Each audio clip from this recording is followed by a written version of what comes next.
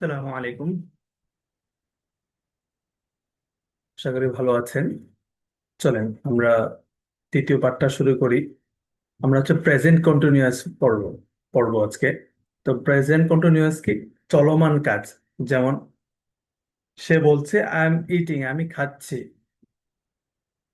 It's raining, বৃষ্টি হচ্ছে। তো প্রেজেন্ট কন্টিনিউয়াস কিভাবে হবে? এম ইজ আর প্লাস হচ্ছে ভার্বের আইএনজি ফর্ম। তো এগুলো আমরা পড়েছি, জানি। এখন সহজ করে হচ্ছে আমরা এটা ছন্দটা পড়ে নেব। চলেন।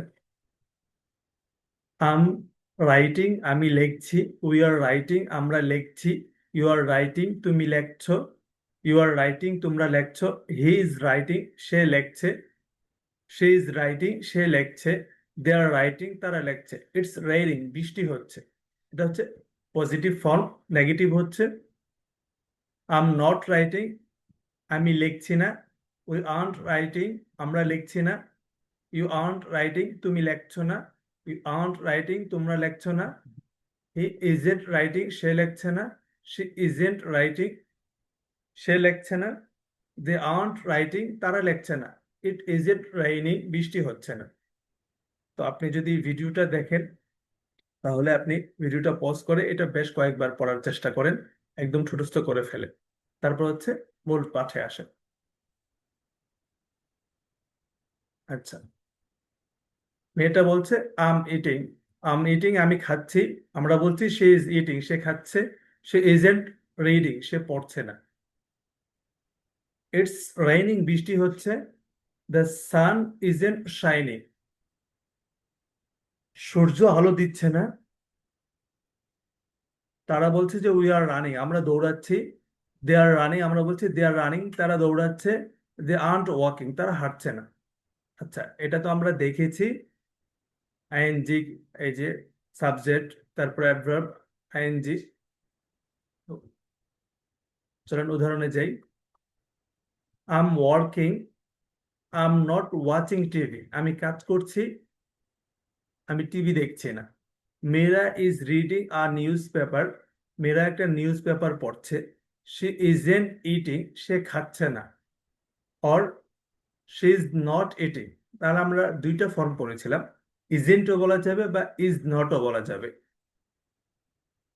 দ্য বাস ইজ কামিং, বাস আসছে। উই আর হ্যাভিং ডিনার, আমরা রাতের খাবার খাচ্ছি।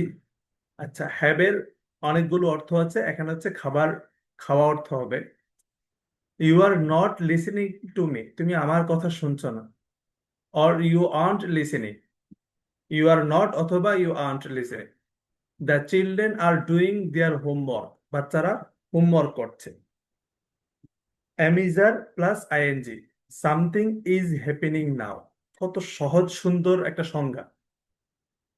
এটা আমরা সবাই মুখস্থ করার চেষ্টা করব। এটা তো পড়লেই মনে থাকবে, এত সহজ। Something is happening now. Continuous কি? Present continuous. প্রেজেন্ট কন্টিনিউয়াস হচ্ছে যেটা বর্তমানে ঘটছে। Something is happening now. এখানে আমরা আমাদেরকে আরো উদাহরণ দিয়ে দেখাচ্ছে যে am working, she is wearing at a hat, she is wearing a hat, সে একটা টুপি পরছে। দে আর প্লেয়িং ফুটবল, তারা ফুটবল খেলছে। I am not watching TV, আমি টিভি দেখছি না। এই যে এই কাজগুলো হচ্ছে, এগুলো কখন হচ্ছে? নাও। আমরা জানি কাল তিন প্রকার: পাস্ট, প্রেজেন্ট, ফিউচার। আচ্ছা, এই যে কাজগুলো, এই কাজগুলো কখন?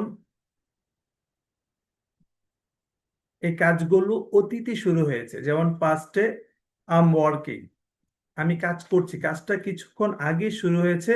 বর্তমানে হচ্ছে কাজটা রানিং, এবং এটা ভবিষ্যতের কিছু সময় যাওয়ার পরে কাজটা শেষ হবে। তাহলে কি বুঝলাম আমরা? সামথিং ইজ হ্যাপেনিং না। যেমন সে ইজ ওয়ারিং আ হ্যাট, সে একটা হ্যাট পরিধান করে আছে, টুপি পরিধান করে আছে। তাহলে টুপিটা সে বাসা থেকে বের হওয়ার আগে পড়েছে, এখন সে বাইরে আছে। আপনার মনে করেন সে বাসা গিয়ে টুপিটা খুলবে। তাহলে হচ্ছে কি? সে বর্তমানে পড়ে আছে। আম নট ওয়াচিং টিভি, সে এখন আমি এখন টিভি দেখছি না। আচ্ছা, এটা স্বাভাবিক, আমরা সহজে বুঝতে পেরেছি। চলেন আমরা আরো কিছু উদাহরণ দেখি। Please be quiet. দয়া করে চুপ থাকো। আম ওয়ার্কিং, আমি কাজ করছি, মানে আম ওয়ার্কিং নাও, আমি এখন কাজ করছি। যদিও নাওটা বলার দরকার নেই, এটার থেকেই বুঝে আসে। লুক, দেয়ার ইজ সারা, দেখো এই যে Sara, she is wearing a brown coat, সে একটা বাদামি কালারের কোট পরছে, মানে কখন পরছে, she is wearing it now, এখন পরছে। The weather is nice, weather খুবই ভালো, নাইস ভালো। ইটস নট রেইনিং, বৃষ্টি হচ্ছে না। ওয়ার আর দ্য চিলড্রেন, বাচ্চারা কোথায়? They are playing in the park, তারা পার্কে খেলছে। অন দ্য ফোন, স্যার একটা প্রেক্ষাপট বর্ণনা করছে যে ফোনে কথা বলছে। We are having dinner now, আমরা এখন রাতের খাবার খাচ্ছি। Can I call you later, আমি কি তোমাকে পরে কল দিতে পারি? You can turn off the television, তুমি টেলিভিশনটা বন্ধ করতে পারো। I am not watching it, আমি এটা দেখছি না। আচ্ছা, এরপর হচ্ছে স্পেলিং। স্পেলিংটা আমরা হচ্ছে দেখে নেব যে শেষে যদি অনুচ্চারিত ই থাকে, যেটা উচ্চারিত হয় না, তো সেটা বিলুপ্ত হয়ে কি হবে, আইএনজি যুক্ত হবে। যেমন কাম থেকে কামিং, রাইট থেকে রাইটিং, ড্যান্স থেকে ড্যান্সিং। আচ্ছা, এরপরে আপনার লাস্ট লেটার যদি কনসোনেন্ট থাকে এবং তার আগে যদি ভাওয়েল থাকে, তখন কি হবে, কনসোনেন্টটা দ্বিত্ব হবে, রানিং। তবে এক্ষেত্রে মনে রাখতে হবে উচ্চারণটা কিন্তু দ্বিত্ব হবে না। ইংরেজিতে কোনো উচ্চারণই দ্বিত্ব উচ্চারণ হয় না, ডাবল উচ্চারণ হয় না। রানিং, সিট থেকে সিটিং, সুইম থেকে সুইমিং।